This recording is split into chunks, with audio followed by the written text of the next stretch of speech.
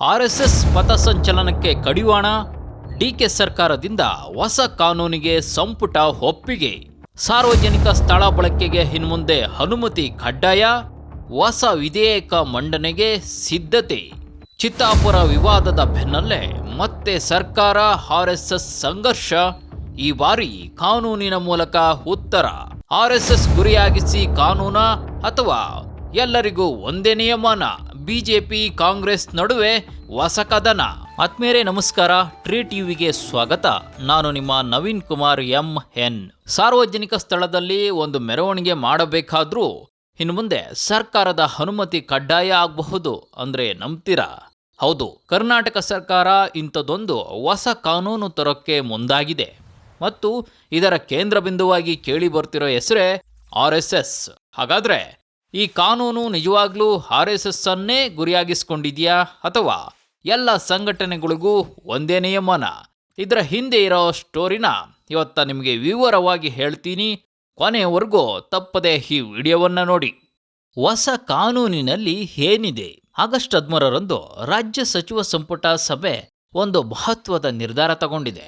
ಅದೇ ಕರ್ನಾಟಕ ರಾಜ್ಯ ಸಾರ್ವಜನಿಕ ಪ್ರದೇಶ ಪ್ರವೇಶ ನಿಯಂತ್ರಣ ವಿಧೇಯಕ 2026ಕ್ಕೆ ಒಪ್ಪಿಗೆ. ಸರಳವಾಗಿ ಹೇಳಬೇಕು ಅಂದರೆ, ಯಾವುದೇ ಸಂಘಟನೆ ಅಥವಾ ಸಂಸ್ಥೆ ಸಾರ್ವಜನಿಕ ಸ್ಥಳಗಳಲ್ಲಿ ಕಾರ್ಯಕ್ರಮ ಮಾಡಬೇಕು ಅಂದರೆ ಅದಕ್ಕೂ ಮುಂಚೆ ಅನುಮತಿ ಪಡ್ಕೊಳ್ಳೋ ವ್ಯವಸ್ಥೆಗೆ ಕಾನೂನಿನ ಬೆಂಬಲ ಕೊಡೋದೇ ಇದರ ಮುಖ್ಯ ಉದ್ದೇಶ ಅಂತ ವರದಿಗಳು ಹೇಳ್ತಿವೆ. ಅದರಲ್ಲೂ ನೋಂದಣಿಯಾಗದೇ ಇರೋ ಸಂಘಟನೆಗಳ ಮೇಲೆ ಇದರ ಪ್ರಭಾವ ಜಾಸ್ತಿ ಇರುತ್ತೆ. ಇದರಿಂದ ಸಹಜವಾಗಿ RSS ಪಥಸಂಚಲನಗಳ ಮೇಲೂ ನಿಯಂತ್ರಣ ಬರುತ್ತೆ ಅನ್ನೋ ಚರ್ಚೆ ಈಗ ಶುರುವಾಗಿದೆ. ಅದರಲ್ಲೂ ಇಲ್ಲೊಂದು ಪ್ರಶ್ನೆ ಇದೆ, ಇದು ಕೇವಲ RSSಗೆ ಮಾತ್ರ ಅನ್ವಯ ಆಗುತ್ತಾ ಅಥವಾ ಸಾರ್ವಜನಿಕ ಸ್ಥಳ ಬಳಸೋ ಎಲ್ಲ ಸಂಘಟನೆಗಳಿಗೂ ಒಂದೇ ನಿಯಮ ಬರುತ್ತಾ? ಇದೇ ಈಗ ರಾಜ್ಯ ರಾಜಕೀಯದ ಕೇಂದ್ರ ಬಿಂದುವಾಗಿದೆ. ಚಿತ್ತಾಪುರದಿಂದ ಶುರುವಾದ ಸಂಘರ್ಷ. ಈ ವಿವಾದ ಇವತ್ತು ಶುರುವಾಗಿದ್ದಲ್ಲ, ಇದಕ್ಕೊಂದು ಹಿನ್ನೆಲೆ ಇದೆ. 2025ರಲ್ಲಿ RSS ತನ್ನ ಶತಮಾನೋತ್ಸವದ ಪ್ರಯುಕ್ತ ರಾಜ್ಯದ ಹಲವು ಕಡೆ ಪಥಸಂಚಲನ ಮಾಡೋಕ್ಕೆ ಪ್ಲಾನ್ ಮಾಡಿತ್ತು.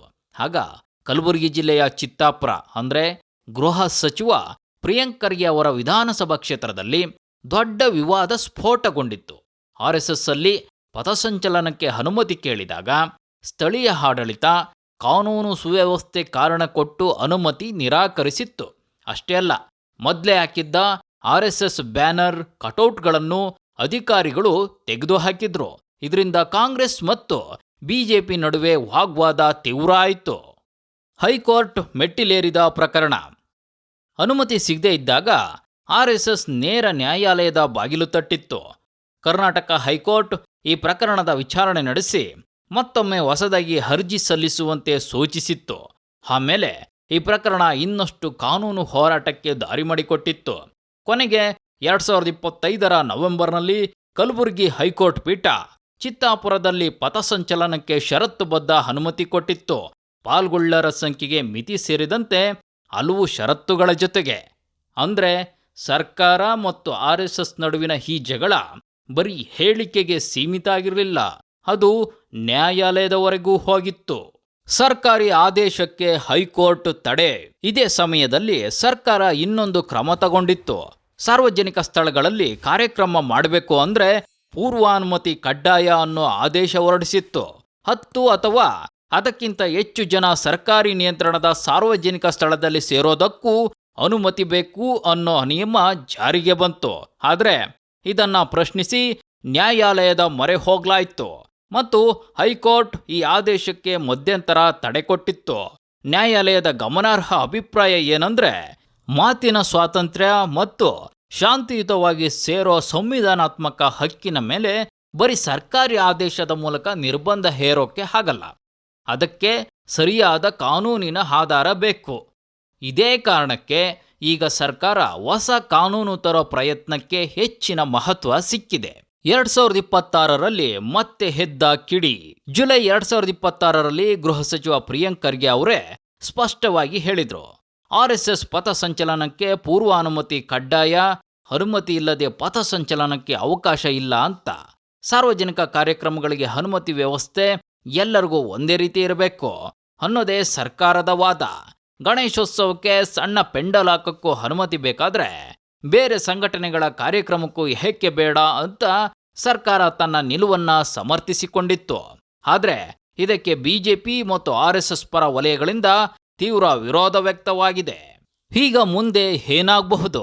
ಹೊಸ ವಿಧೇಯಕ ಜಾರಿಗೆ ಬಂದ್ರೆ ಸಾರ್ವಜನಿಕ ಸ್ಥಳಗಳಲ್ಲಿ ನಡೆಯೋ ಕಾರ್ಯಕ್ರಮಗಳಿಗೆ ಅನುಮತಿ, ಸ್ಥಳ, ಸಮಯ, ಮಾರ್ಗ, ಕಾನೂನು ಸುವ್ಯವಸ್ಥೆ ಹೀಗೆ ಎಲ್ಲದಕ್ಕೂ ಸ್ಪಷ್ಟ ಕಾನೂನಿನ ಚೌಕಟ್ಟು ಸಿಗುತ್ತೆ.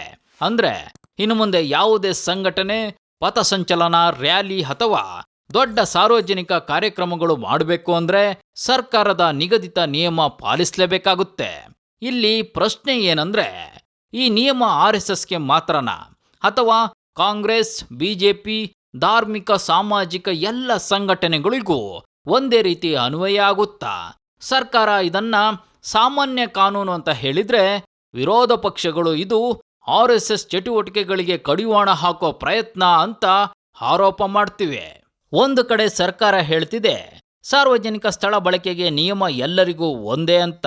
ಇನ್ನೊಂದು ಕಡೆ ಬಿಜೆಪಿ RSS ಪರ ವಲಯದ ಪ್ರಶ್ನೆ RSS ಚಟುವಟಿಕೆಗಳನ್ನೇ ಗುರಿಯಾಗಿಸಿಕೊಂಡು ಇದನ್ನ ತರುತ್ತಿದ್ದಾರೆ ಅಂತ. 2025ರ ಚಿತ್ತಾಪುರ ವಿವಾದದಿಂದ ಶುರುವಾಗಿ ಹೈಕೋರ್ಟ್ ಮೆಟ್ಟಿಲೇರಿದ ಪ್ರಕರಣ, ಸರ್ಕಾರಿ ಆದೇಶಕ್ಕೆ ಸಿಕ್ಕ ತಡೆ ಮತ್ತೆ 2026ರ ಜುಲೈಯಲ್ಲಿ ಎದ್ದ ವಿವಾದ, ಈಗ ಹೊಸ ವಿಧೇಯಕ, ಈ ಎಲ್ಲ ಬೆಳವಣಿಗೆ ನೋಡಿದ್ರೆ RSS ಮತ್ತು ಕಾಂಗ್ರೆಸ್ ಸರ್ಕಾರದ ನಡುವಿನ ಈ ರಾಜಕೀಯ ಕಾನೂನು ಸಂಘರ್ಷ ಇನ್ನೊಂದು ಹಂತಕ್ಕೆ ಕಾಲಿಟ್ಟಿದೆ ಅಂತ ಹೇಳಬಹುದು. ಈ ವಿಧೇಯಕ ವಿಧಾನಮಂಡಲದಲ್ಲಿ ಹೇಗೆ ಚರ್ಚೆಯಾಗುತ್ತೆ? ಬಿಜೆಪಿ ಇದನ್ನ ವಿರೋಧಿಸುತ್ತಾ RSS ಮತ್ತೆ ಕೋರ್ಟ್ ಮೆಟ್ಟಿಲೇರುತ್ತಾ? ಹೈಕೋರ್ಟ್ ಈ ಹೊಸ ಕಾನೂನನ್ನ ಹೇಗೆ ನೋಡುತ್ತೆ? ಇವೆಲ್ಲ ಮುಂದಿನ ದಿನಗಳಲ್ಲಿ ಕುತೂಹಲ ಮೂಡಿಸುವ ಪ್ರಶ್ನೆಗಳು. ಈ ಬಗ್ಗೆ ನಿಮ್ಮ ಅಭಿಪ್ರಾಯ ಏನು? ಕಾಮೆಂಟ್ನಲ್ಲಿ ತಿಳಿಸಿ. ಇಂತಹ ಕರ್ನಾಟಕದ ರಾಜಕೀಯ ಮತ್ತು ಪ್ರಮುಖ ಸುದ್ದಿಗಳಿಗಾಗಿ ಟ್ರೀ ಟಿವಿ ಕನ್ನಡ ಚಾನಲ್ ಅನ್ನ ಸಬ್ಸ್ಕ್ರೈಬ್ ಮಾಡಿ. ನಾನು ನವೀನ್ ಕುಮಾರ್ ಹೆಮ್ಮೆನ್ ಮತ್ತೊಂದು ಪ್ರಮುಖ ಸುದ್ದಿಯೊಂದಿಗೆ ಮತ್ತೆ ಸಿಗ್ತೇನೆ. ಧನ್ಯವಾದಗಳು.